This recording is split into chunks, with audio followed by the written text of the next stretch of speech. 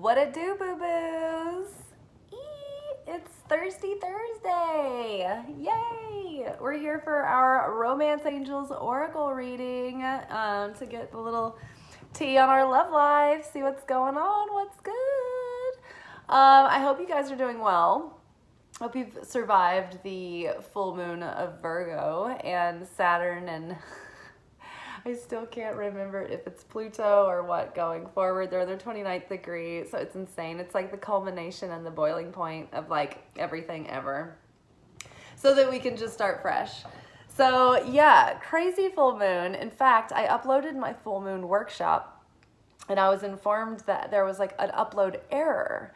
But it looked like my real video was fine. I'd already like watched it and checked it.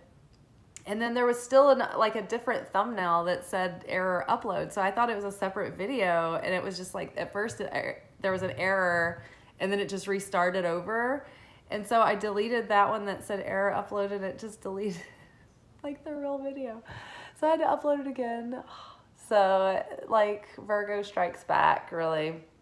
Do you guys remember those DVDs in the late 90s, early 2000s when like sensationalism was like commercialized on late night television? It was like Girls Gone Wild and Animals Strike Back. And it was like videotapes of like wild animals attacking people. Oh my goodness. So yeah, that was crazy. And then yesterday I had a pretty busy day off. So today I was just more like chilling. And I went into the woods, and it was actually kind of misty and rainy. And so I was just like, you know what? I'm not going to give up. I'm just going to like set my intention for the rain to clear up. And I did a couple of things. And then by the time I was done, it was like it had stopped kind of misting. So I went into the forest, and shenanigans were had. I found a new area, like a secret pathway that had been opened up. The wind really came through and tore up a lot of the forest. And so it was interesting. A lot of the brush and the death had been blown down. So it was a lot clearer. You could see, through in different areas. So they're just like some fun discoveries today, some compelling unfoldments and some ongoing woodland mysteries. And then on my journey, I found something very mysterious. So I collected it because there were signs from the universe that it was mine. And I am practicing restriction, and I haven't taken the second step in the mystery to unfold this thing and look into it, because it's sort of a Russian doll kind of thing to find in the woods. So it's really interesting. It's very symbolic and cryptic. And I don't know what's inside. So people do the strangest, funniest things in the forest. So who knows what's going on, but I don't know. I think it'll be interesting to find out. So I'm saving it for after all of the things are done and I'm relaxed and I can get in that Wednesday Addams kind of mood. Nancy Drew kind of solving the mystery. Okay, so I'm already pulling cards over here to see what we got going on. And we have Release Your Ex. The time has come to clear your energy. So yes, that's been all the themes for Pisces this month. It's been like clear all your energy from all the past like ex-lovers, and the wounds that they left behind, and the projections that they put on you, all the ways that they might have love bombed you or gaslit you or said hurtful things or held back or withheld or, tried to control you or manipulate. Like going forward, like you have done so much healing and so much growth in consciousness that you're aware of those kinds of like red flags now and patterns. And you're also strong enough to be able to walk away when it looks like things are going in that direction. So release the past so you can actually move forward with a fresh slate, like the Fool, just curious about what's to come, right? With no expectations, no attachments, right? Just an open mind and an open heart and a willingness to take a risk and just kind of go with the flow and let life's adventure kind of take you along the journey. So you can't really do that though if you're weighted down by all of the things from the past, because you start to overthink the new relationship experiences that are coming your way.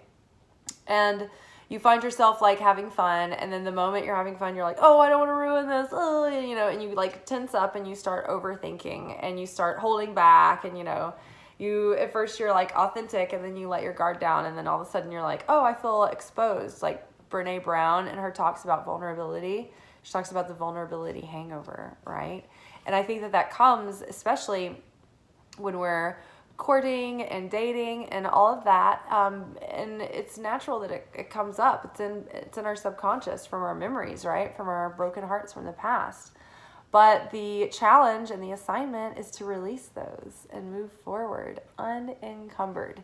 Just give new credit for a new day. Trust that this situation is calling for you to have faith. The situation is calling for you to have faith. So in order for you to really let go and believe that things can be different, and to take your time and let things unfold, and to really be able to practice the pause, the restriction, the choosing with your consciousness and free will how to meet the situation, right? All of that takes trust. It takes certainty. It takes certainty beyond logic, and it takes the ability to see beyond what the physical eyes can see, and to tune into the heart and listen to your intuition and trust that the Creator has a plan, and that whatever is for you will stay, and what is not for you will pass you by. And as long as you don't try to force anything beyond what you can tell, that like you know, as long as you don't force your agenda, and you it's so much easier to let go and surrender, right? And when you do that, and when you see that the unfoldment of ease and harmony is taking place because you're so surrendered and trusting in the light, it's like, oh, that's such a powerful, like faith the size of a mustard seed. It's so potent, it's so powerful. And then you find yourself in appreciation and, you know, in peace and in harmony. And those are all very powerful, right? Especially for love. Especially for finding new love and starting new love and maintaining love. All right, what else do we have? Keep an open mind. This came up in our full moon workshop. Your soulmate may differ from your usual type and expectations. And, you know, a lot of the time, this card would make me cringe because I kept thinking, like, I'm not going to go out with someone I'm not attracted to. And I don't think that that's necessarily what this card means. Like, for some people, looks aren't the end-all be-all. But for me, I have to appreciate the aesthetic. I'm a Libra. Venus power, very powerful for me. I have to like what I'm looking at, you know, whether it be like the kind of paper that something comes in, or like what I surround myself with. So I think it could mean here, though, that this person could have, they might not be like the usual type of personality or cultural person that you have around all the time. You may have to learn to accept things about them that are surprising to you, or that you're just not used to like having yourself around. Nowadays, it's so easy to put yourself in an echo chamber of people that are exactly like you. And so when we are around people that aren't really like us, it's like, it's so jolting. It feels so jolting. But back in the day, like you just had, like we all had to like be in each other's space and presence, right? And so, you know, and we just were more tolerant. Either that or we were just more polite.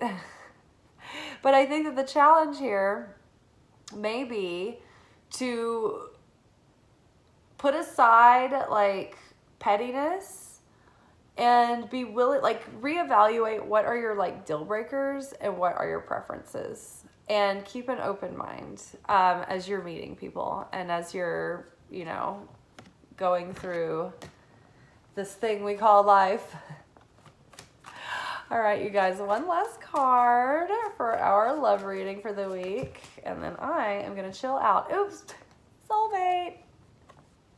Not only are they might be different, so it's like keep an open mind. This may be different than you expect, and yes, get really clear about what you want because it can happen very soon. Yes, this is your soulmate. So if you have someone that has tickled your fancy, it may be that there is something to be learned from following the attraction.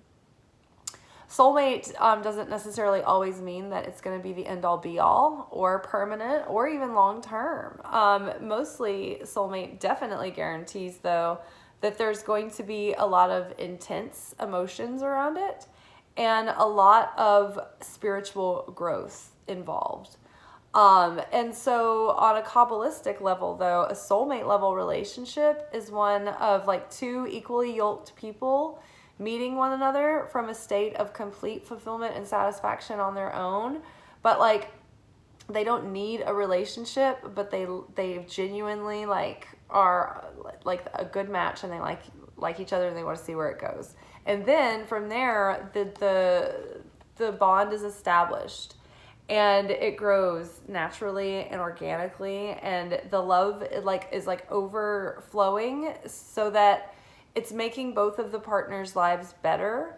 They're not needy upon either one another, and it's like the relationship has so much love that it actually starts to like spill over and like make their community better for it. Okay, so very interesting and exciting week ahead. I am looking forward to seeing what's going on. So release your ex, get over the past. It's ready. It's time to move forward and give new relationships and new cycles a start. And it doesn't have to be like it was, right? We're all very different now. I think even a lot of growth and change has happened over the last few months. So just open your heart, be willing to take a chance, and give it a shot. Trust. Allow the situation to evolve naturally, and just have faith that what is meant to be and what is in the highest good for all will be, and what is not will fall away. It will find a way to resolve itself. Soulmate, yes, this is your soulmate, and keep an open mind. Your soulmate may differ from your usual type and expectation. So this is like the confirmation card, because I just had something point out to me that don't get so rigid about jumping to something being a red flag. It might not be a red flag. It might just be that you're not used to being around this type of person, or they might differ from your usual type. It may not mean that they're shady or off or bad. It's just different than what you're used to. So don't necessarily dismiss things right away before you get to know people. Don't judge a book by its cover, and don't be realistic and truthful and honest about red flags, but don't be over dramatic about them and jump to those conclusions either. Like, see how things shake out. All right, y'all, be good, but not too good. I'll see y'all tomorrow for our weekend reading. Ciao.